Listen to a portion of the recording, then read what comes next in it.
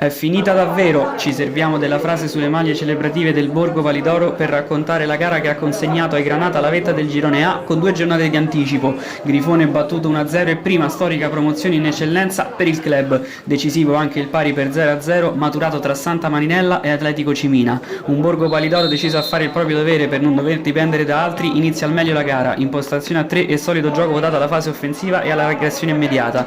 Il primo squillo arriva subito, dopo 90 secondi è Franchi a farsi vedere per vie centrali, Salzano risponde presente. I ritmi si assestano e le occasioni non arrivano. Alla mezz'ora i Granata si fanno rivedere con il cross di Ricci e il colpo di testa di Simmi, finito fuori.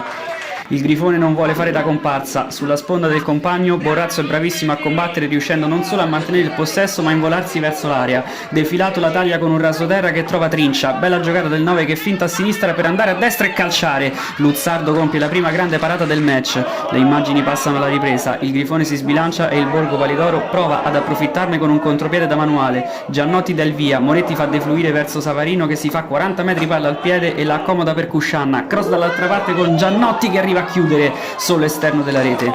Ripresa straripante del Borgo, Giannotti stavolta si affida a Franchi che vela per Moretti, ottimo il passaggio di ritorno per il 10, chiuso sul fondo, rientra e poi prova a sorprendere Salzano col colpo sotto, il portiere ci mette una pezza.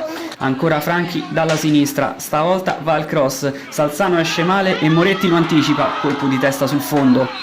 Il 10 è protagonista anche da fermo, punizione battuta male che però trova una deviazione rosso-blu, autopalo clamoroso per la difesa di Barbabella che poi si salva anche sul cross che ne deriva, sponda e palla rinviata.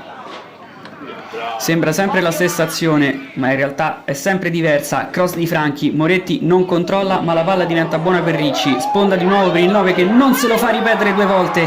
Tiro e palla all'angolino. È tutto buono. Chi se non lui poteva sbloccarla? E il Lemuracciole può finalmente liberare la propria gioia, scacciando anche un po' di incubi che erano pronti all'orizzonte.